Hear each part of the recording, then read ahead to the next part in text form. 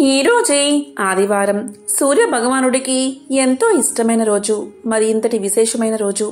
ఈ కథలను విన్నా, చదివినా, చెప్పినా, వినిపించినా జన్మల దోషాలు తొలగిపోతాయి, అనారోగ్య సమస్యలు తొలగి సంపూర్ణ ఆరోగ్యం చేకూరుతుంది. మరి ఆ కథలేంటో ఇప్పుడు ఈ వీడియోలో తెలుసుకుందాం. మనకి కనిపించే ప్రత్యక్ష దైవం ఆ సూర్యనారాయణమూర్తి.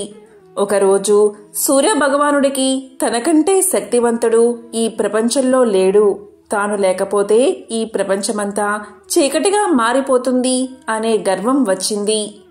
ఆ సమయంలో సూర్యుని కుమారుడైన శనిదేవుడు తన తండ్రైన సూర్య భగవానుడికి నమస్కారం చేసి ఇలా పలుకుతాడు: తండ్రి, ఈ ప్రపంచంలో అందరికంటే శక్తివంతుడు ఒక్క శివుడు మాత్రమే.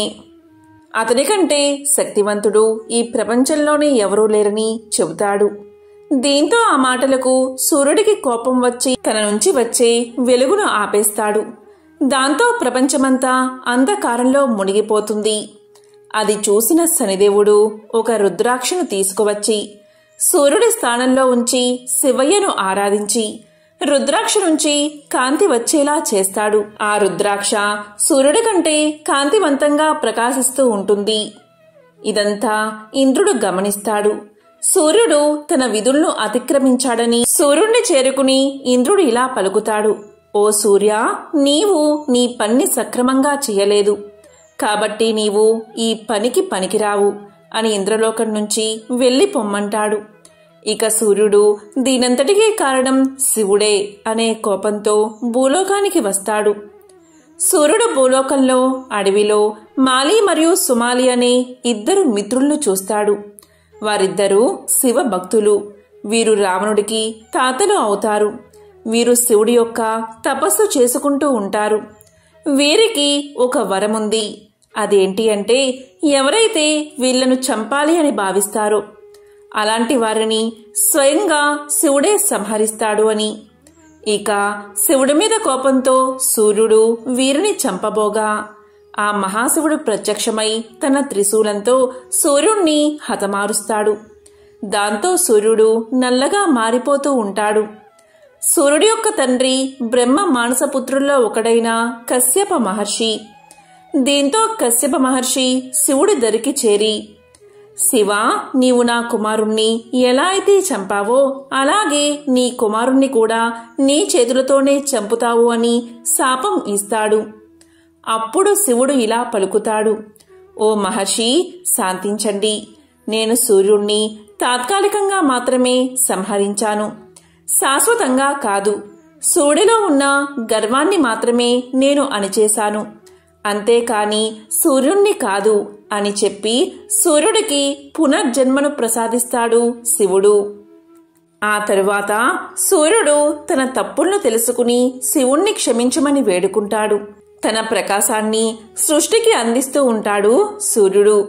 ఈ విధంగా సూర్యుడి గర్వాన్ని అణచి సృష్టి కార్యం చేసేలా ఆ మహాశివుడు చేశాడు.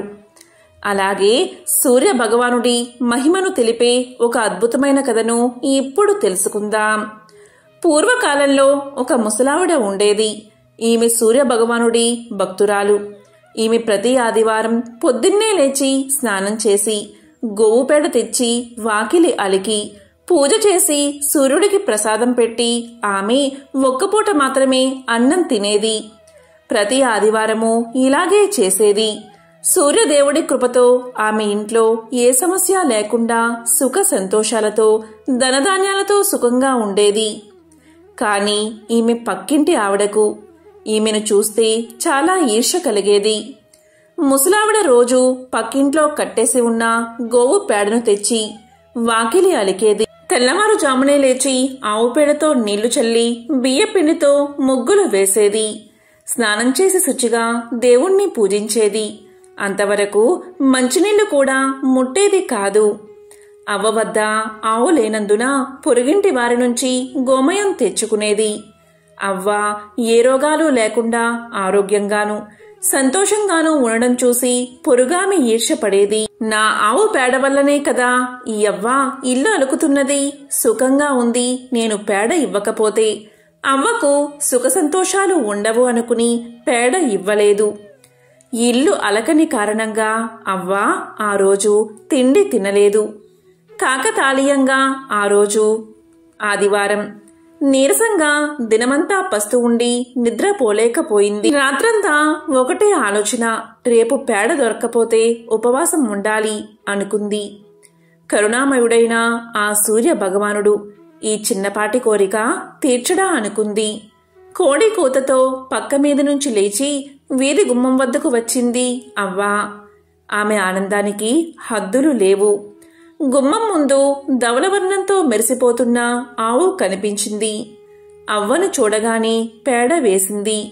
అప్పుడే భాస్కరుడి కిరణాలు నేలమీద పడుతున్నాయి.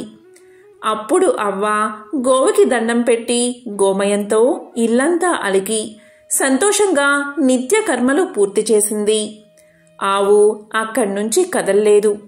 తను వండుకున్నదే ఆవుకు ముందు పెట్టి తరువాత తాను తింది అవ్వ. రాత్రైనా ఆవు కదల్లేదు.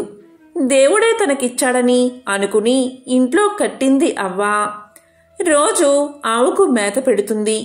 పొరుగుంటామే ఈ ఆవు అవ్వకు ఎవరిచ్చారు, బహుశా దొంగలించిందేమో అనే కక్షతో గ్రామాధికారికి ఫిర్యాదు చేసింది. గ్రామాధికారి మనుషులు వచ్చి నువ్వు దొంగవు అని నేరం మోపి ఆవును తోలికెళ్లిపోయారు. ఆ రాత్రి ఆమె దేవుణ్ణి తలుచుకుంటూనే గడిపింది. అదే రాత్రి సూర్య భగవానుడు గ్రామాధికారికి కలలో కనిపించి ఆ అవ్వ దొంగ కాదు, ఆవును నేనే ఇచ్చాను, తెల్లవారక మునిపే ఆవును తిరిగి ఆమెకిచ్చి పరిహారంగా 10 రోకలివ్వి అని ఆజ్ఞాపించాడు. ఇక్కడ అవ్వ కోడి కూతతో లేచి ఈ రోజైనా పొరుగామే పేడ ఇస్తుందా లేదా అన్న ఆలోచనతో వీధిలోకి వచ్చింది. ఆ సమయంలోనే గ్రామాధికారి మనిషి అవ్వను సమీపించి, అవ్వా, ఈ ఆవు నీదే, నష్టపరిహారంగా మా యజమాని గారు 10 రోకలిచ్చారు, తీసుకో అన్నాడు. దీంతో అవ్వ ఎంతో సంతోషించింది. ప్రతినిత్యము సూర్యభగవానుణ్ణి ఆరాధించేది. దీంతో ఆ ఊళ్ళో గ్రామస్తులంతా ఆదివారం వ్రతం చేయడం మొదలుపెట్టారు. ఎంతో పవిత్రమైన విశేషమైన ఈ కథను విన్నా, చదివినా, చెప్పినా, వినిపించినా జన్మల పాపాలు తొలగి కోటి జన్మల పుణ్యం వస్తుంది. మహాభారతం అనగానే చాలామందికి కౌరవులకు పాండవులకు మధ్య జరిగిన ఘర్షణ కురుక్షేత్రంలో వినిపించిన భగవద్గీత గుర్తుకు వస్తాయి.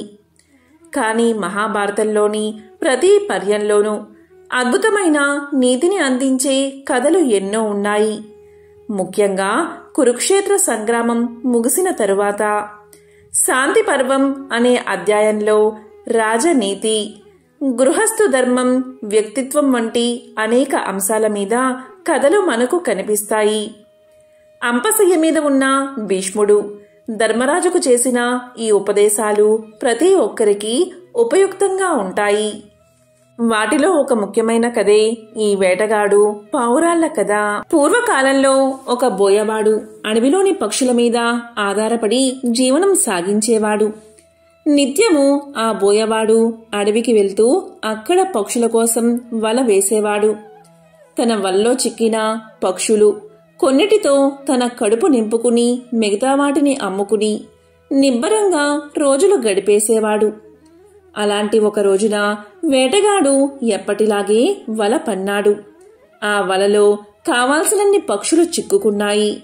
ఇక వాటిని తీసుకుని ఇంటికి బయలుదేరదామనేలోగా తీవ్రమైన గాలివాన మొదలైనది.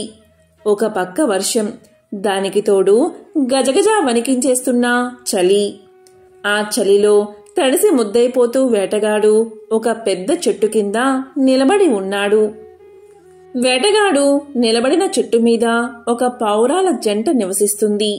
ఆ రోజు ఉదయం వేటకని బయలుదేరిన ఆడపావురం ఇంకా గూటికి చేరుకోనేలేదు. ఇంకా తిరిగిరాని తన భార్య గురించి గూటిలోని మగపావురం తపించపోసాగింది. ఇంత చీకట్లో ఇంతింతగా ముంచుకొస్తున్న వర్షంలో, రక్తం గడ్డగట్టుకుపోయే చలిలో తన భార్య ఏ కష్టం పడుతుందో అని మగపావురం తల్లడిల్లిపోతుంది. తన భార్య లేని జీవితం వృధా కదా అని వేదన పడుతుంది. ఇంతకీ ఈ ఆడపావురం ఎక్కడో లేదు. చెట్టు కింద నిలబడి ఉన్న వేటగాడి వలలో మిగతా పక్షులతో పాటు అది కూడా చిక్కుకుని ఉంది. వేటగాడి వల్లో ఉన్న ఆడపావురం భర్త వేదన్ని విన్నది. వెంటనే ఇలా పలికింది, నేను ఇక్కడే ఉన్నాను. నువ్వు నా కోసం పడుతున్న తపన చూసి నాకు చాలా సంతోషంగా ఉంది. కాని ఏం చేస్తాం, విధిరాతను తప్పించలేం కదా.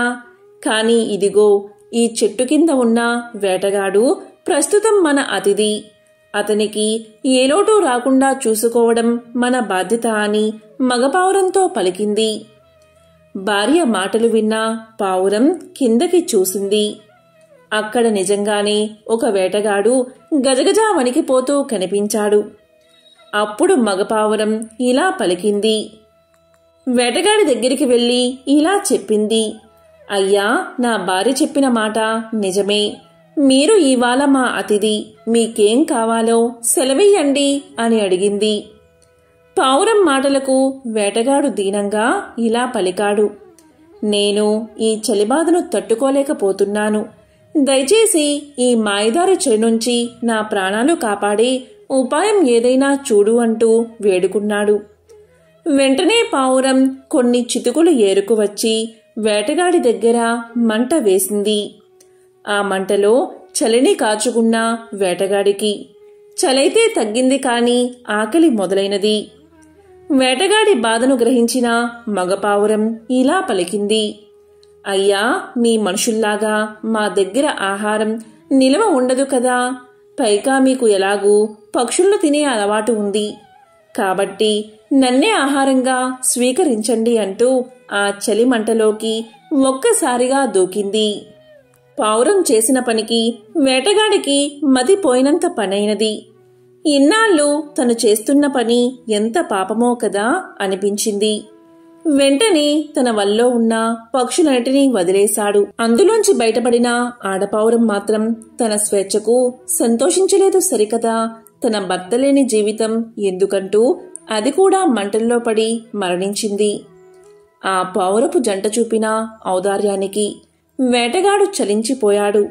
విరాగిగా మారిపోయాడు. ఇది కదా. ఇప్పుడు కాలం మారింది. కలిధర్మం ప్రవేశించింది. ఎదుటివాడి ఆకలిని తీర్చేందుకు ప్రాణాలను అర్పించడం సాధ్యం కాకపోవచ్చు. కాని ఇంటి ముంగిట నిలిచిన అతిథి బాగోగులను గమనించుకుని తీరాలన్న శాశ్వత నీతిని మాత్రం కాదనలేం. శత్రువైనా సరే బాధలో మన ముందుకి వచ్చిన వాడికి మనకు తోచిన సాయం చెయ్యాలన్న ధర్మాన్ని కొట్టి పారేయలేం. లోకంలోకెల్లా గొప్ప భక్తుడు ఎవరు అన్న ప్రసక్తి వచ్చినప్పుడు నారదుని పేరు గుర్తురాక మానదు. అయితే భగవంతుడికి చేరువ చెయ్యవలసిన భక్తే ఆయనలోని అహంకారాన్ని పెంచి పోషించింది. నలుగురి ముందర తలదించుకునేలా చేసింది. అది ఎలాగో ఇప్పుడు తెలుసుకుందాం. నారదుడు భగవన్నామస్మరణలో మునిగిపోతే ఆయన్ని కామదేవుడు కూడా కదిలించలేడు. కాముడు శివుడంతటి వాడి ధ్యానాన్ని కూడా చెడగొట్టాడు కాని నీ ధ్యానాన్ని మాత్రం భంగపరచలేకపోయాడు అంటూ ఎవరో ఒకసారి నారదుణ్ణి తెగ పొగిడేశాడు. ఆ మాటలకు నారదుడు ఉబ్బి తబ్బిబ్బైపోయాడు. అవును కదా, తాను శివుడి కన్నా గొప్పవాడిని కదా అనుకున్నాడు నారదుడు.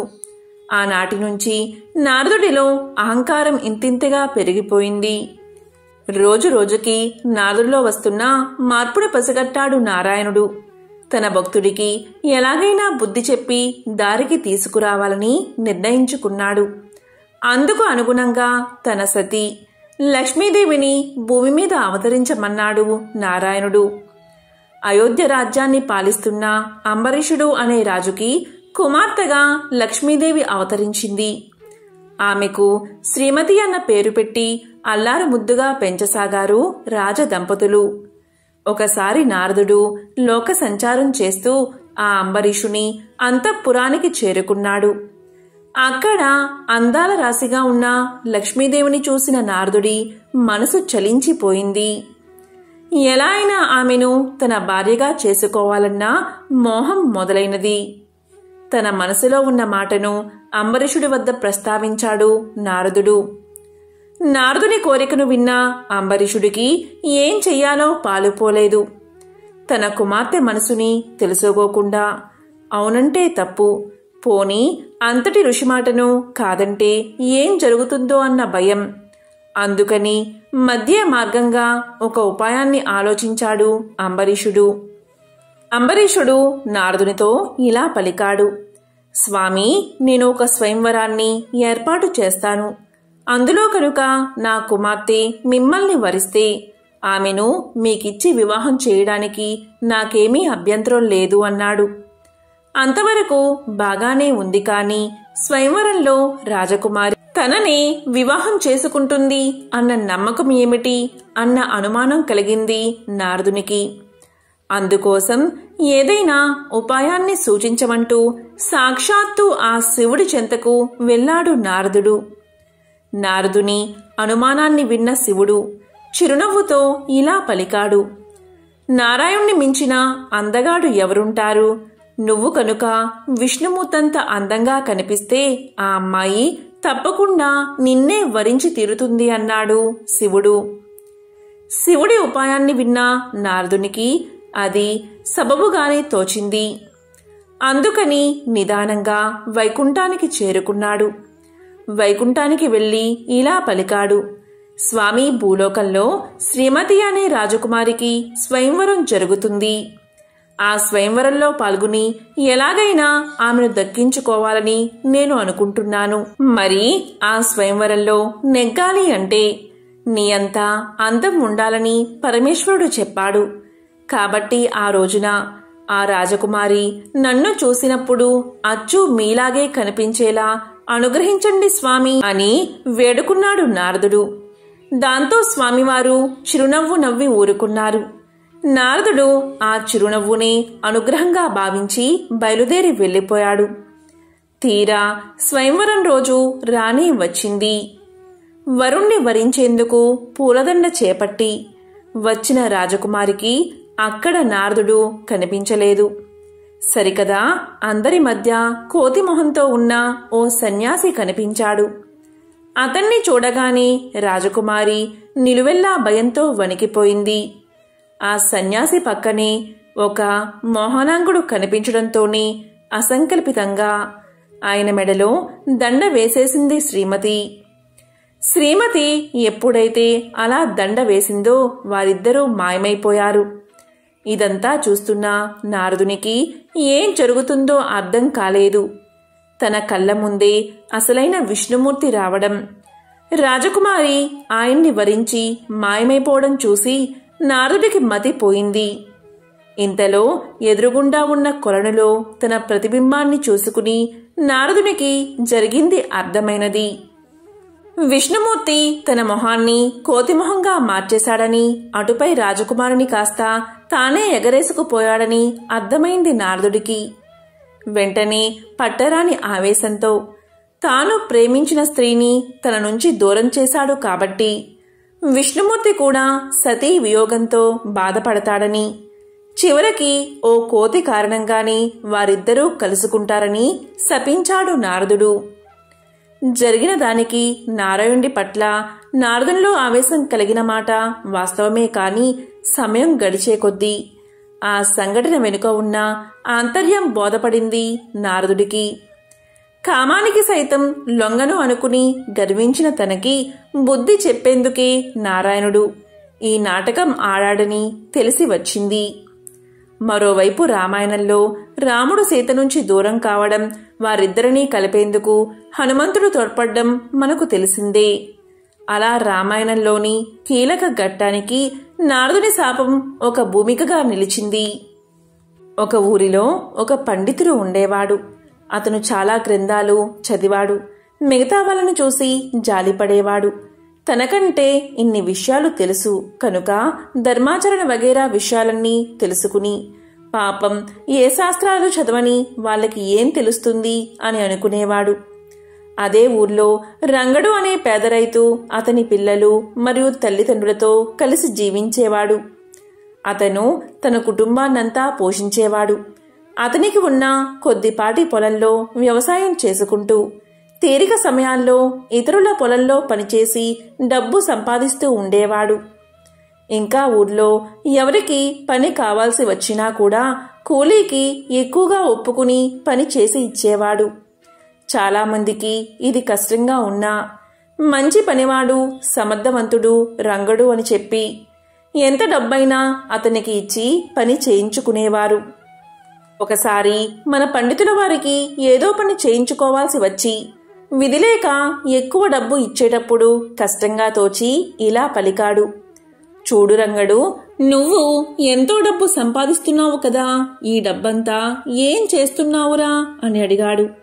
అందుకు రంగడు నవ్వుతూ ఇలా సమాధానం చెప్పాడు. అయ్యా, కొంత డబ్బు అప్పు తీరుస్తాను, కొంత డబ్బు అప్పుగా ఇస్తాను, కొంత డబ్బు దాచుకుంటాను, కొంత డబ్బు గోతిలో పోస్తాను అన్నాడు. పండితుడికి రంగుడి సమాధానం ఏమీ అర్థం కాలేదు. ఎందుకంటే తనకి తెలిసినంత వరకు రంగడికి అప్పులు లేవు. మరి అప్పు ఎవరికి తీరుస్తాడు? చాలా జాగ్రత్త పరుడని, ఎవరినీ నమ్మడని ఊళ్ళో వాళ్ళు అంటూ ఉంటారు. అలాంటివాడు అప్పు ఇస్తానంటే ఎవరు నమ్ముతారు? దాచుకోవడం సరే, గోతిలో ఎవరైనా పారేస్తారా? అందులోనూ రంగడులాంటి ఆశాపరుడు డబ్బులు పారబోస్తాడా అని అనుకుని రంగణ్ణి అడగ్గా రంగడు ఇలా చెప్పాడు. దాని అర్థం ఏంటి అంటే, అప్పు తీరుస్తాను అంటే మా అమ్మా నాన్న నన్ను పెంచి పెద్ద చేశారు. వాళ్లకు నేను ఎంతో రుణపడి ఉన్నాను కదా, వాళ్లను పోషించడానికి కొంత డబ్బు ఖర్చు పెడతాను. ఈ విధంగా వాళ్ల రుణం కొంత తీర్చుకుంటాను కదా. నా పిల్లల్ని పోషించడానికి కొంత డబ్బు ఖర్చు పెడతాను. వాళ్ళు పెరిగి పెద్దయ్యాక నన్ను పోషిస్తారు కదా, మరి అది అప్పు ఇవ్వడం లాంటిదే కదా. ఇక దాచుకోవడం అంటే మీకు తెలియంది ఏముంది స్వామి, ఈ జన్మ శాశ్వతం కాదు, ఇంకా ఎన్నో జన్మలు ఎత్తవలసి వస్తుంది. ఏ జన్మలో అయినా సరే మనం చేసిన పుణ్యమే, దయతో చేసిన దానమే మనకు జన్మ జన్మల్లోనూ తోడుగా వస్తాయి. మిగతావి ఎంత సంపాదించినా గోతిలో పోసినట్లే వదిలిపోవాల్సిందే. అందుకని నాకు తోచినంత, వీలైనంత దాన ధర్మాలకు ఖర్చు చేస్తాను. అదే దాచుకోవడం అంటే. ఇంకా గోతిలో పారబోయడం అంటే నా కోసం నేను ఖర్చు పెట్టుకునే డబ్బే. మన కోసం మనం ఎంత ఖర్చు పెట్టుకున్నా ఏం ప్రయోజనం ఉండదు కదా. అందుకే గోతిలో పారబోస్తాను అని సమాధానం చెప్పాడు రంగడు. ఈ సమాధానంతో పండితుడు ఎంతో ఆశ్చర్యపోయాడు. ఇన్నాళ్ళు తాను చదువుకుని మిగతా వారికి ఏమీ తెలియదు అనే ఆలోచనతో ఉండి ఎంతో తప్పు చేశారని, భగవంతుడు ప్రతి ఒక్కరికి విచక్షణ వివేకం ఇస్తాడని, అది ఉపయోగించుకోవడానికి శాస్త్ర విజ్ఞానం అక్కర్లేదని, ప్రతి మనిషి ఆ విచక్షణ జ్ఞానంతో కొంత చూసి కొంత విని తెలుసుకుని ఆసక్తి ఉన్నవాళ్లు ఆచరణలో పెడుతూనే ఉంటారని తెలుసుకుని ఎంతో ఆశ్చర్యపోయాడు పండితుడు. కశ్య ప్రజాపతి అదితి దంపతుల ముద్దుల కుమారుడే సూర్యుడు. ఆ సమయానికే రాక్షసుల ఆగడాలు హెచ్చు పెరిగాయి. అసురుల ఆట కట్టించగల అపార శక్తిమంతుణ్ణి బిడ్డగా ప్రసాదించమని అదితి సౌరశక్తిని ప్రార్థించింది. విశ్వమంతా విస్తరించిన తేజస్సునే సంక్షిప్తకరించి ఆ తల్లి కడుపున నిక్షిప్తం చేసిందా దివ్యకాంతి. పుట్టబోయే కొడుకు కోసం వ్రతాలు ఉపవాసాలు చేస్తున్న అదితిని చూసి కశ్యపుడు ఎగతాళి చేశాడు. బిడ్డని ఆకలితో చంపేస్తావా అని అరిచాడు. ఆ మాటకు తల్లి మనసు గాయపడింది. నిరసనగా తన గర్భాండాన్ని త్యంజించింది. ఆమె కడుపులో నుంచి నేలమీద పడగానే 1,00,000 అగ్నిగోళాల్లా బగబగా మండిందా అండం. ఆ వేడికి సృష్టి అతలాకుతలమయ్యింది.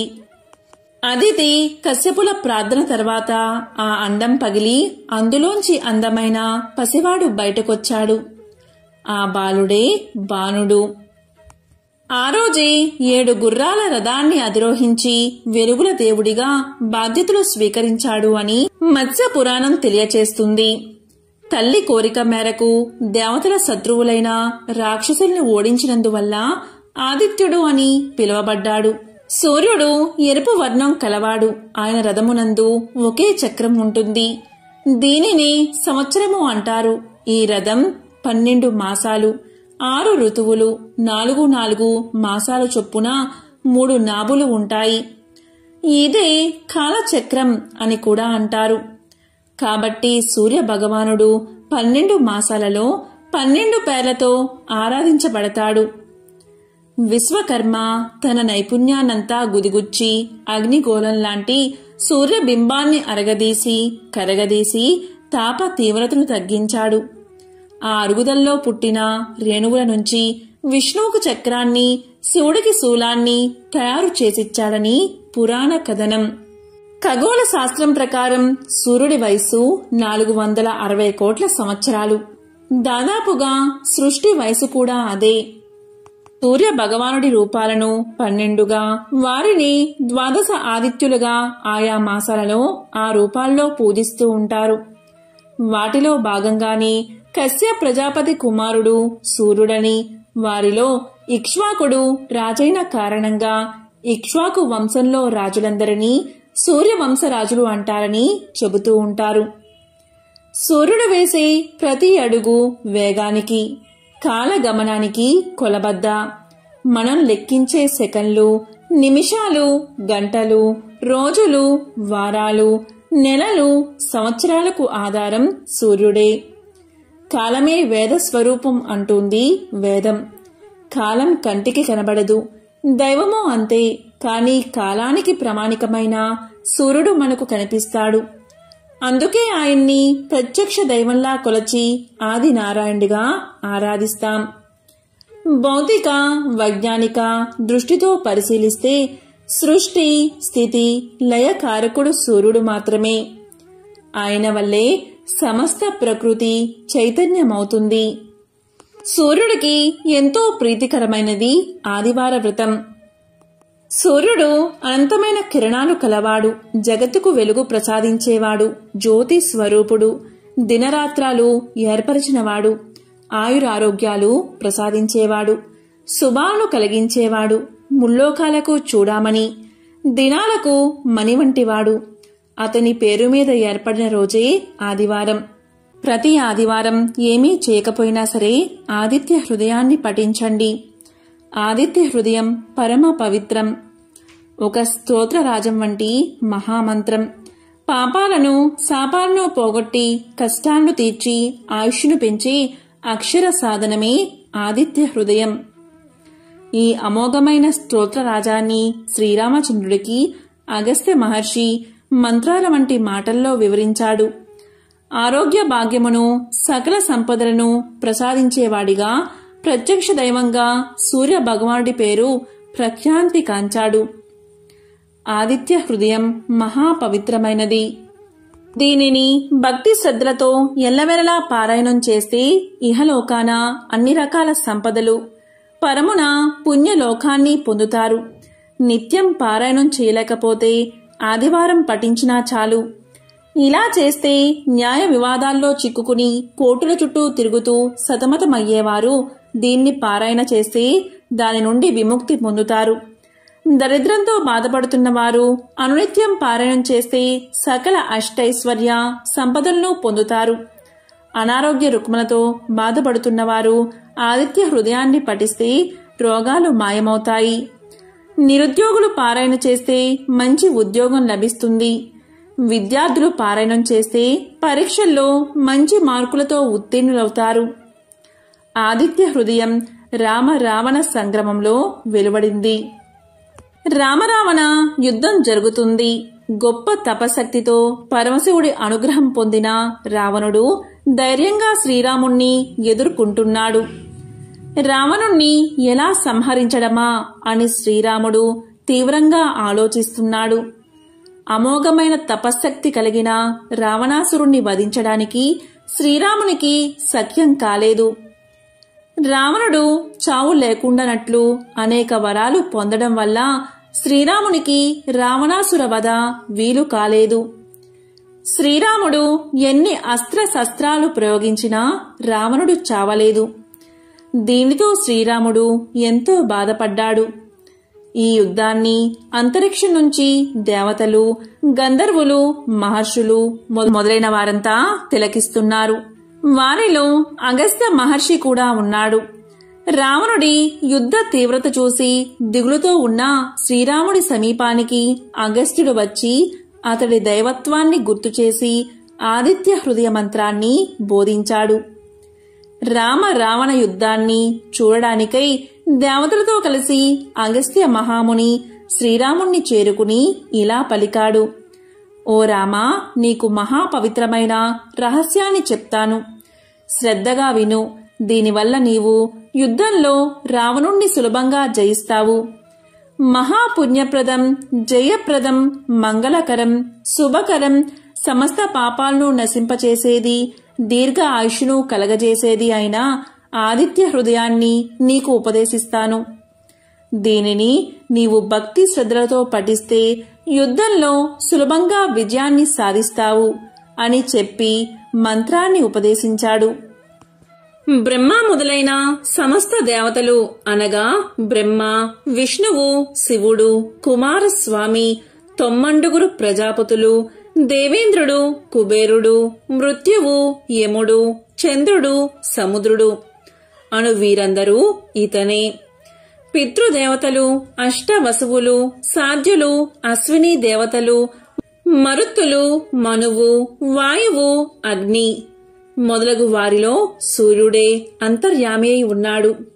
బంగారు రూపం గల అందం, గర్భమందు కలవాడు, బంగారంతో సమానమైన అంతఃకరణ కలవాడును, చల్లని వాడవును, శత్రు సంతానములను పోగొట్టు వాడును, లోకమునకు వెలుతురు కలగజేయవాడువును, అదితి యొక్క కుమారుడవును, మంచును పోగొట్టు వాడవును అయినా నీకు భక్తితో నమస్కరించి స్తోత్రాన్ని చేస్తున్నాను. ఋగ్వేదం, యజుర్వేదం, సామవేదం, అథర్వణ వేదం అనే 4 వేదాల యొక్క సారం అయిన వాడవు. సమస్త వేదాలు నీవే అయిన వాడవు. సముద్ర జలముపై శయనించు వాడవు. దక్షిణాయనమున వింధ్య పర్వతమున సంచరించు వాడవు. అయినా నిన్ను భక్తి శ్రద్ధలతో సేవించుచున్నాను అని శ్రీరాముడు పలికాడు. సమస్త నక్షత్రాలకి, గ్రహాలకి అధిపతివైన వాడవును, లోకానికి ఆధారభూతుడవును, స్వర్గం, చంద్రుడు, సూర్యుడు, నక్షత్రాలతో ఉండు ఆకాశం, దిక్కులు, భూమి, సముద్రం అన్నీ నీ వీర్యముచే నిలిచి ఉన్నాయి. ఇంద్రుడు, దాత, భృగుడు, పూషుడు, మిత్రుడు, వరుణుడు, ఆర్యముడు, అర్చిస్సు, వివస్వంతుడు, త్వష్ట, సవిత, విష్ణువు అనే పేరుగల 12 ఆదిత్యులలో అంతర్యామి అయిన నీకు భక్తితో నమస్కారం చేస్తున్నాను. ఈ విధంగా శ్రీరాముడు ఆదిత్య హృదయాన్ని 3 సార్లు పఠించగా ఆ పరమాత్ముడు ఆనందించిన వాడై దేవతలతో కలిసి వచ్చి ఆదిత్యుడు పులకాంకిత శరీరుడై శ్రీరాముణ్ణి చూసి ఇలా పలికాడు. ఓ రామా, రావణుడకు అంత్యకాలం సంప్రాప్తించింది. ఆలస్యం చేయకుండా త్వరపడు అని ఆశీర్వదించాడు. త్వర అనే మాట ఆదిత్యుని నోట వెలువడిన వెంటనే రావణ సంహారం జరిగి లోక కళ్యాణం జరిగింది. బయటి శత్రువునే కాక అంతఃశత్రువులను కూడా అవలీలగా జయించేందుకు ఆదిత్య హృదయం అమోఘమైన అక్షర సాధనమని ఉపదేశించాడు. తాను వెలుగుతూ ప్రపంచానికి వెలుగును ప్రసాదించే భాస్కరుణ్ణి నమ్ముకుంటే ఏమీ లోటు ఉండదు అన్నాడు. సూర్యుడికి గల విశేషనామాలు ఆదిత్య హృదయంలో ప్రస్తావించబడ్డాయి. గంగానది విష్ణు పాదాల నుంచి పుట్టింది. యమున సూర్యుడికి, సంధ్యాదేవికి జన్మించింది. అటువంటి నదుల సంగమ స్థానం చాలా పవిత్రమైనది. గంగానదిని స్మరించినంత మాత్రం చేతనే సర్వ బాధలు తొలగిపోతాయి, సమస్త పాపాలు నశిస్తాయి. గంగానదీ తీరంలో ప్రయాగ అనే పవిత్ర తీర్థముంది. బ్రహ్మదేవుడు ఇక్కడ యజ్ఞం చేశాడు. ఇక్కడ అన్ని తీర్థాల్లోనూ స్నానం చెయ్యవచ్చు. ఆ పుణ్య గంగానదిలోని నీటి బిందువులని స్పృశించినంత మాత్రం చేతనే సమస్త పాపాలు తొలగి మహాపుణ్యం కలుగుతుంది. ఈ విధంగా నారద మహర్షి గంగ గురించి తెలియచేస్తూ, గంగా నది స్నానం వల్ల సకల పాపాలు తొలగిపోతాయని చెప్తూ ఇంకా ఇలా తెలియచేశాడు. సూర్యవంశంలో పురూరవుడు అనే రాజు ఉండేవాడు. అతని కుమారుడు బాహు. తండ్రి మరణం తర్వాత బాహు రాజయ్యాడు. అతను ధర్మాత్ముడు. ప్రజల్ని చక్కగా పరిపాలించేవాడు. ప్రజల్ని కన్న బిడ్డల్లా చూసుకునేవాడు. బ్రాహ్మణ, క్షత్రియ, వైశ్య, శూద్ర అనే 4 వర్ణాలు ఉంటాయి. వారు ఎవరి విద్యుత్ కర్మలను వారు అనుసరించాలి, లేకపోతే పూర్తిగా నాశనం అవుతారు. బాహు పరిపాలనలో వర్ణాశ్రమ ధర్మాలు సక్రమంగా కొనసాగేవి. భూమి మీద ఉన్న అన్ని ద్వీపాలలో బాహు అశ్వమేధ యాగాన్ని చేశాడు. బాహు ఎంతో తెలివైనవాడు. శత్రువులందరినీ జయించాడు. బాహు పరిపాలనలో అందరూ సుఖశాంతులతో ఉండేవారు. వర్షాలు సక్రమంగా పడి పంటలు బాగా పండేవి. ఇలా ఆ రాజు 90,000 సంవత్సరాలు రాజ్యాన్ని పరిపాలించాడు. ఇలా ఉండడం వల్ల బాహుకు అహంకారం పెరిగిపోయింది. అతను ఇలా అనుకున్నాడు, నేను ఈ ప్రపంచాన్ని పాలిస్తున్నాను. నేను ఎన్నో యజ్ఞాలు చేశాను. నేను ఎంతో శక్తివంతుణ్ణి. నన్ను కాక ప్రజలందరూ ఎందుకు దేవుణ్ణి పూజిస్తున్నారు? నేను అన్ని శాస్త్రాలు చదివిన పండితుణ్ణి కదా, నాకంటే ఎవరు గొప్పవారు అనుకున్నాడు. ఇటువంటి అహంకారం నుండి మిగిలిన ఇతర దుష్ట భావాలు వచ్చాయి. యవ్వనం, ఐశ్వర్యం, అధికారం, ముందుచూపు లేకపోవడం మొదలైనవి దుఃఖానికి దారితీస్తాయి. అన్ని దుర్గుణాలు బాహుకు వచ్చేశాయి. అతనిలో అసూయ, ద్వేషాలు కూడా చేరినందువల్ల శత్రువులు ఎక్కువయ్యారు. అధర్మవర్ధనుడు అయినందువల్ల విష్ణువు, లక్ష్మీదేవి అతన్ని విడిచిపెట్టారు. బాహు 1 నెల యుద్ధం చేసి హైహయులు తాళజంగుల చేతిలో ఓడిపోయాడు. వారు రాజ్యాన్ని ఆక్రమించుకుని బాహును వెళ్లగొట్టారు. బాహు యొక్క భార్య యాదవి. అప్పటికి నిండు చూలాలు. బాహు యొక్క శత్రువులు అతన్ని వెళ్లగొట్టడంతో సంతృప్తి పడలేదు. బాహు కుమారుడు జన్మించాక తమ మీద పగ తీర్చుకుంటాడేమో అని భయపడ్డారు. అందువల్ల యాదవికి విషాన్ని ఇచ్చారు. అప్పటికి తాను చేసిన పాపాలకు బాహుకి పశ్చాత్తాపం కలిగింది. అతను భార్యతో కలిసి ఔరముని ఆశ్రమానికి బయలుదేరాడు. ఆ ఆశ్రమం చాలా దూరం ఉండడం వల్ల అతనికి ఆకలి, దప్పిక కలిగాయి. అక్కడ అంటే వెళ్లే దారిలో ఒక చెరువు కనిపించింది. దానిలో వారు నీరు తాగి చెట్టు కింద విశ్రాంతి తీసుకున్నారు. ఆ చెట్టు మీద చాలా పక్షులు ఉన్నాయి. దాక్కోండి అందరూ, బాహు ఇక్కడికి వచ్చాడు, అతన్ని చూడకండి అని పక్షులు అనుకుంటూ ఉన్నాయి. బాహు ఆ మాటలు విన్నాడు. ప్రజలు కూడా తన గురించి విమర్శిస్తున్నారు అని అనుకున్నాడు. రాజ్యం పోయినందుకు అతని సామంతులు కూడా బాధపడలేదు. వీటిని తలుచుకుని బాహుకి జీవించాలి అనే కోరిక నశించింది. అతను వృద్ధుడు అయ్యాడు. ఆరోగ్యం కూడా క్షీణించిపోయింది. అతను మరణించాడు. అతని భార్య సహగమనం చెయ్యాలి అనుకుంది. కాని ఔరవుడు ఆమెను వారించాడు. ఔరవ మహర్షి ఇలా పలికాడు, అమ్మా, నీవు నిండు గర్భిణివి. సహగమనం చేస్తే నీవు హత్య చేసినట్లు. నీవు అలాంటి పని మాత్రం చెయ్యవద్దు. నేను దీనిని ఏమాత్రం సహించను. నీవు ఒక శక్తివంతుడైన రాజుకి జన్మను ఇవ్వబోతున్నావు అన్నాడు. దానికి ఆమె అంగీకరించి భర్తకు అంత్యక్రియలు చేసి ఔరవముని ఆశ్రమానికి వెళ్ళింది. ఔరవుని ఆశ్రమంలో యాదవి ఒక కుమారుణ్ణి కన్నది. శత్రువులు ఆమెకు ఇచ్చిన విషం ప్రసవ సమయంలో బయటకు వచ్చేసింది. తల్లిని బిడ్డను ఆ విషం ఏమీ చెయ్యలేదు. గర అంటే విషమని అర్థం, సా అంటే కూడా అని అర్థం. కాబట్టి ఆమె కుమారుడికి సగరుడు అనే పేరు పెట్టింది. ఔరవుడు సగరుడికి అన్ని శాస్త్రాలు నేర్పించాడు. క్షత్రియ ధర్మాలను తెలియచేశాడు. అతను పెద్దవాడిన తర్వాత యుద్ధకళ నేర్పించాడు. సగరుడు న్యాయవంతుడు, ధైర్యవంతుడు అయ్యాడు. తరువాత సగరుడు తల్లిని ఇలా అడిగాడు, నా తండ్రి ఎక్కడున్నారు? అసలు నా తండ్రి ఎవరు? తండ్రి లేని జన్మ ఎందుకు?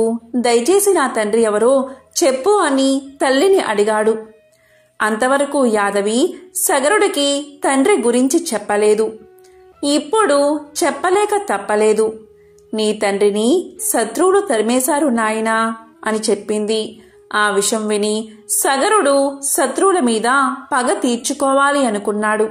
తల్లి ఆశీర్వాదాన్ని, ఔరవుని దీవెల్లో తీసుకుని సగరుడు బయలుదేరాడు.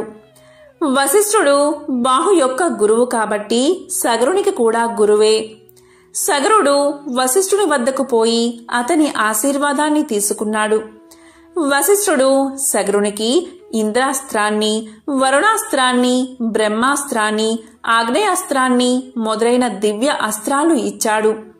శక్తివంతమైన ధనస్సు కూడా ఇచ్చాడు.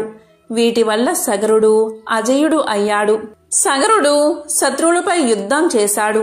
కొంతమంది శత్రువులు చనిపోయారు. బతికున్నవారు వశిష్ఠుని వద్దకు రక్షణ కోసం వెళ్లారు.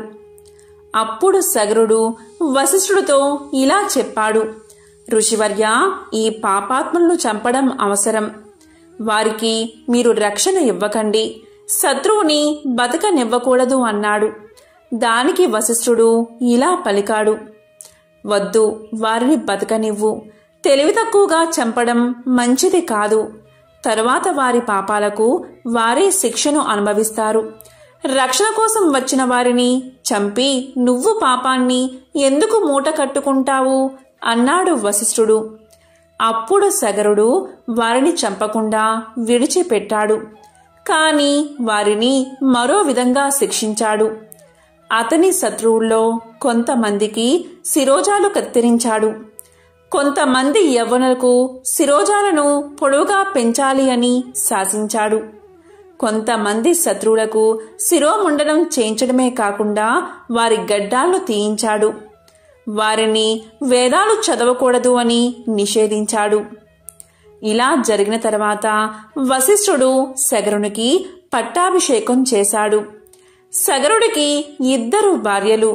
ఒకరు కేసని, ఆమె విదర్భరాజు కుమార్తె. 2వ భార్య సుమతి. సగరుడు రాజైన విషయం విని ఔరవుడు అతన్ని ఆశీర్వదించడానికి వచ్చాడు. అప్పుడు ఔరవుడు సగరుడితో ఇలా పలికాడు, నేను నీకు 2 వరాలు ఇవ్వాలి అనుకుంటున్నాను. నీ భార్యలో ఒకరికి ఒకే ఒక కుమారుడు జన్మిస్తాడు. మరొకరికి 60,000 మంది కుమారులు కలుగుతారు. ఏ భార్యకు ఏది కావాలో కోరుకో అన్నాడు. దానికి రాజు కేసనికి ఒక కుమారుడు, అలాగే సుమతికి 60,000 మంది కుమారులు కావాలి అని ప్రార్థించాడు. ఆ విధంగానే కేసనికి ఒక కుమారుడు పుట్టాడు. అతను చాలా దుర్మార్గుడు అయ్యాడు. అతనికి అసమంజసుడు అనే పేరు పెట్టారు. సుమతికి 60,000 మంది పుత్రులు కలిగారు. వారందరూ కూడా అసమంజసుడిలాగే దుర్మార్గులు అయ్యారు. మొదట్లో సగరుడు కుమారుల గురించి పట్టించుకోలేదు. అసమంజసుడికి ఒక కొడుకు పుట్టాడు. అతని పేరు అంశుమంతుడు. అంశుమంతుడు తండ్రిలా దుర్మార్గుడు కాదు, ధర్మబుద్ధి కలవాడు. సగరపుత్రులు 60,000 మంది చాలా దుర్మార్గంగా ప్రవర్తించసాగారు. యాగాలను ధ్వంసం చేసేవారు, సాధువుల్ని హింసించేవారు, దేవతలకు ఇచ్చే నైవేద్యాలను తీసుకునేవారు, అప్సరసలను ఎత్తుకుని పోయేవారు, పారిజాత పుష్పాలను దొంగలించేవారు. ఇదంతా చూసిన ఇంద్రాది దేవతలు వారిని ఎలాగైనా నాశనం చెయ్యాలి అనుకున్నారు. వారందరూ కలిసి కపిలుడు అనే ముని ఆశ్రమానికి చేరుకున్నారు. కపిలుడు విష్ణు భక్తుడు. విష్ణువంతా శక్తివంతమైన వాడు. పాతాళ లోకంలో అతని ఆశ్రమం ఉంది. వారందరూ కపిలముని వద్దకు వచ్చారు. వారు ఇలా పలికారు, ఓ మహర్షి, సగరపుత్రుల నుండి లోకాన్ని కాపాడండి అని వేడుకున్నారు. దానికి ఆ మహర్షి ఇలా సమాధానం చెప్పాడు, భయపడకండి దేవతలారా, ఇతరులను బాధించేవాళ్ళు ఎంతటి పాపాత్ములైనా శిక్షను అనుభవిస్తారు. మీరు నిశ్చింతగా స్వర్గానికి వెళ్ళండి అన్నాడు. ఇంతలో సగరుడు అశ్వమేధ యాగాన్ని ప్రారంభించాడు.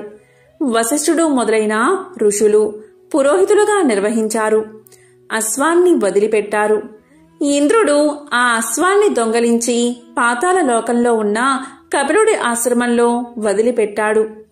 సగరపుత్రులు అశ్వం కోసం అన్ని చోట్ల వెతికారు. కాని ఎక్కడా ఆ అశ్వం కనబడలేదు. చివరకు అది పాతాళ లోకంలో ఉన్నట్లుగా తెలిసి అక్కడికి చేరుకున్నారు. అక్కడ కపిలముని ఆశ్రమం వద్ద అశ్వాన్ని చూశారు. కపిలుడు తపస్సు చేసుకుంటూ ఉన్నాడు. వారు రావడం కపిలుడు గమనించలేదు. కపిలుడే అశ్వాన్ని దొంగలించాడు అని అందరూ అనుకున్నారు. కపిలుణ్ణి మందలించాలి అనుకున్నారు. ఆ దొంగని బంధించండి, అతన్ని చంపండి, చూడండి ఎలా ధ్యానం చేసుకుంటూ కూర్చున్నాడో. దుర్మార్గుల అందరూ ఇలాగే నటిస్తారు అని పలికారు సగర కుమారులు. కపిలుణ్ణి బంధించారు. కాని కపిలుడు ధ్యాన ముద్రలోనే ఉన్నాడు. తరువాత వారు కపిలుణ్ణి తన్ని ఈడ్చుకుపోసాగారు. అప్పుడు కపిలుడు ధ్యానాన్ని వీడి వారి వైపు తీక్షణంగా చూశాడు. అంతే, అందరూ అక్కడికక్కడే క్షణకాలంలోనే భస్మం అయిపోయారు. ఆ కపిలుడి కోపానికి చుట్టుపక్కల ఉండే పాములన్నీ ఆ వేడికి తట్టుకోలేక సముద్రంలోకి పారిపోయాయి.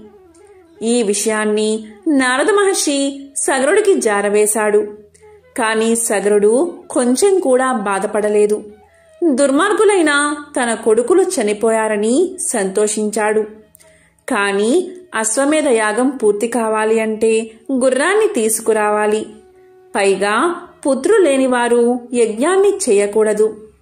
సగరుడు అంశుమంతుణ్ణి దత్తత తీసుకున్నాడు. గుర్రాన్ని తెమ్మని పంపించాడు. అప్పుడు అంశుమంతుడు కపిలుడి ఆశ్రమానికి వెళ్ళాడు. కపిలుణ్ణి దర్శించి ఆయనతో ఇలా పలికాడు. మహర్షి, మా తండ్రి పినతండ్రులు చేసిన దుశ్చర్యలకు క్షమించండి. మునులు సహజంగానే క్షమాగుణం కలవారు కదా. గంధపు చెక్క సుగంధాన్ని ఏ విధంగా విరజిమ్ముతూ ఉంటుందో, హాని చేసినా క్షమించే గుణం మీ వంటి వారికి ఉంటుంది కదా. దయచేసి వారిని క్షమించండి అని ప్రార్థించాడు. అప్పుడు కపిలుడు ఇలా పలికాడు. నీ మాటలకు ఎంతగానో సంతోషించాను. ఏదైనా వరం కోరుకో అన్నాడు. దానికి అంశుమంతుడు ఇలా పలికాడు. స్వామి, నా తండ్రి పినతండ్రులు ఏ విధంగా స్వర్గానికి వెళ్తారో సెలవివ్వండి. ఇంతకంటే నేను కోరేది ఏమీ లేదు అన్నాడు.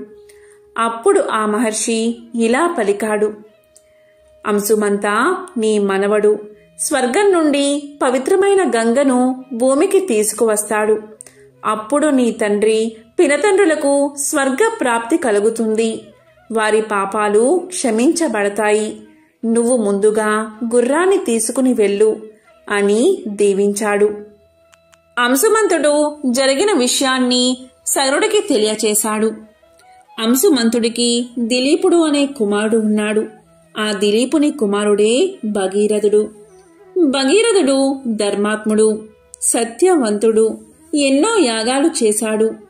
ఒకసారి అతన్ని చూడడానికి యముడే స్వయంగా వచ్చాడు. అప్పుడు భగీరథుడు యముణ్ణి పూజించాడు.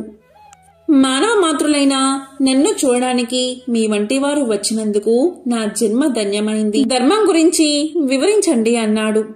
అలాగే పాపుల యొక్క గతి ఏమవుతుంది అని అడిగాడు. దానికి యముడు ఇలా సమాధానం చెప్పాడు. బ్రాహ్మణులకు దానం ఇవ్వడం వల్ల చాలా పుణ్యం వస్తుంది. లేదా వారికి ఉపాధి కల్పించినా సరే అంతే పుణ్యం వస్తుంది. తులసి మొక్కను పెంచితే అలాంటివాడు ధన్యుడు అవుతాడు. పాపాలు నశించిపోతాయి. విష్ణువుకి పాలతోనూ నేతితోనూ అభిషేకం చేస్తే స్వర్గ ప్రాప్తి కలుగుతుంది. విగ్రహాలను కొబ్బరి నీటితో కాని చెరుకు రసంతో కాని అభిషేకించాలి. శివుడి విగ్రహాలను కూడా ఇలాగే అభిషేకించాలి అని చెప్పి చివరికి యముడు భగీరథుడితో ఇలా అన్నాడు: రాజా, నీ ప్రశ్నలు అన్నిటికీ సమాధానాలు చెప్పాను. ధర్మంగా ప్రవర్తించి అభివృద్ధి చెందు, ప్రజల్ని బాగా పరిపాలించు, విష్ణు భక్తిని కలిగి ఉండు. కాని శివకేశవులకు భేదం లేదని గ్రహించు. నీ పూర్వీకులు పాపాత్ములు, వారు నరకంలో నానా బాధలు పడుతున్నారు. వారి భస్మాలపై గంగానది ప్రవహిస్తే వారికి ముక్తి కలుగుతుంది.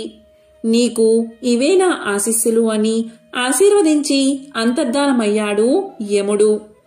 అంతా విన్న భగీరథుడు గంగను భూమి మీదకు తీసుకురావడానికి గోదావరి తీరానికి వెళ్లి తపస్సు చేయడం మొదలుపెట్టాడు. అక్కడ భృగు మహర్షి ఆశ్రమం ఉంది. అతని ఆశ్రమం చుట్టూ అనేక రకాల వృక్షాలు, పువ్వులు ఉన్నాయి. ఆ అడవిలో వన్య మృగాలు ఉన్నాయి. అనేక రకాల పక్షులు, నెమళ్ళు ఉన్నాయి. అప్పుడు భగీరథుడు ఇలా అన్నాడు: మహాత్మా, మీరు ధర్మశాస్త్రాలు తెలిసినవారు. విష్ణుమూర్తిని ప్రసన్నం ఎలా చేసుకోవాలో తెలియచేయండి అన్నాడు. దానికి భృగువు ఇలా పలికాడు: రాజా, నీవు సత్యవంతుడివి. అందుకే నీవు నీ పూర్వీకులకు విముక్తి కలిగించాలి అనుకుంటున్నావు. సజ్జన సాంగత్యం చెయ్యి, అసత్యం పలకకు, హింసను విడనాడు, విష్ణువును ప్రార్థించు, నీకు పుణ్యం లభిస్తుంది అని చెప్పాడు. అప్పుడు భగీరథుడు ఇలా అడిగాడు: అసలు మహర్షి, సత్యం అంటే ఏమిటి? అహింస అంటే ఏమిటి? విష్ణువుని ఎలా ప్రార్థించాలి? నన్ను మీ కొడుకుగా భావించి నా ప్రశ్నకు సమాధానం చెప్పండి అన్నాడు. దానికి ఆ భృగు మహర్షి ఇలా సమాధానం చెప్పాడు: మతానికి విరుద్ధం కాని వాటిని చెప్పడమే సత్యం. ఇతర జీవులకు హాని కలిగించకుండా ఉండేది అహింస. ఇతరులను శత్రువులుగా భావించేవారు, మతానికి విరుద్ధంగా ప్రవర్తించేవారు మందబుద్ధులు, పాపాత్ములు. అలా చేయనివారు సజ్జనులు. వారు వేదాలను అనుసరిస్తారు. ధర్మబద్ధమైన పనులను సజ్జనులు చేస్తారు. ఇతరులకు మేలు చేస్తారు. వారికి పుణ్యం లభిస్తుంది. విష్ణువును పూజించడానికి ప్రత్యేకమైన విధానాలు ఏమీ లేవు. ఎందుకు అంటే విశ్వమంతా విష్ణువు వ్యాపించి ఉన్నాడు. సర్వజీవులు విష్ణు యొక్క అంశలే అనే భావాన్ని కలిగి ఉండాలి అని చెప్పాడు భృగు మహర్షి. ఈ మాటలన్నీ విన్న తర్వాత భగీరథుడు భృగు వద్ద సెలవు తీసుకుని తపస్సుకై అడవులకు వెళ్ళాడు. కొంతకాలం అడవిలో తపస్సు చేసిన తర్వాత హిమాలయాలకు వెళ్ళాడు. అక్కడ గంగానది ప్రవహిస్తూ ఉంది. ఆ ప్రదేశంలో భగీరథుడు ఘోరమైన తపస్సు చేశాడు. చాలా కాలం గడిచిపోయింది. ప్రాణాయామం చేస్తూ 60,000 సంవత్సరాలు తపస్సు చేశాడు. భగీరథుని నాసిక రంధ్రాల ద్వారా పొగరావడం ప్రారంభించింది. అప్పుడు దేవతలు భగీరథుడి తపస్సుకి భయకంపితులు అయ్యారు. అతను వరాన్ని పొంది తమను స్వర్గం నుంచి గెంటి వేస్తాడు అనుకుని అతని తపస్సుకు భంగం చెయ్యాలి అనుకున్నారు. వారు క్షీరోద అనే మహాసముద్ర ప్రాంతానికి వెళ్లి విష్ణువును ప్రార్థించారు. అప్పుడు విష్ణువు ప్రత్యక్షమై భగీరథునికి అటువంటి దురుద్దేశం లేదని దేవతలకు చెప్పి భగీరథుడికి సాక్షాత్కరించాడు శ్రీ మహావిష్ణువు. అప్పుడు మహావిష్ణువు ఇలా పలికాడు: భగీరథ, నువ్వు నీ పూర్వీకులకు స్వర్గప్రాప్తి కలిగించాలి అనుకుంటున్నావు. శివుడికి నాకు భేదం లేదు. శివుణ్ణి ప్రార్థిస్తే నీ కోరిక తీరుతుంది అన్నాడు. అప్పుడు భగీరథుడు విష్ణువు మాటపై శివుణ్ణి ప్రార్థించాడు. అప్పుడు శివుడు ప్రత్యక్షమయ్యాడు. భగీరథ, నీ తపస్సుకు మెచ్చాను. ఏం వరం కావాలో కోరుకో అన్నాడు. అప్పుడు భగీరథుడు, ప్రభు, నా పూర్వీకులకు సద్గతి కలిగించాలి అని కోరుకుంటున్నాను. కాబట్టి గంగను భూమి మీదకి రప్పించండి అన్నాడు. అప్పుడు శివుడు వరాన్ని ఇచ్చి అదృశ్యమయ్యాడు. వెంటనే గంగ బయలుదేరింది. అందువల్ల గంగకు భాగీరథి అనే పేరు వచ్చింది. భగీరథుడు గంగను కపిలముని ఆశ్రమానికి తీసుకువచ్చాడు. అతని పూర్వీకుల భస్మాల మీదుగా గంగను ప్రవహింపచేశాడు. దీంతో భగీరథుని పూర్వీకులకు స్వర్గ ప్రాప్తి కలిగింది. ఇదే గంగానది మహత్యాన్ని తెలిపే ఒక విశేషమైన కథ. ఎంతో పవిత్రమైన ఈ కథను విన్నా, చదివినా, చెప్పినా, వినిపించినా సకల శుభాలు కలుగుతాయి. ఓం నమః శివాయ. ఓం నమో నారాయణాయ. ఓం సూర్యాయ నమః.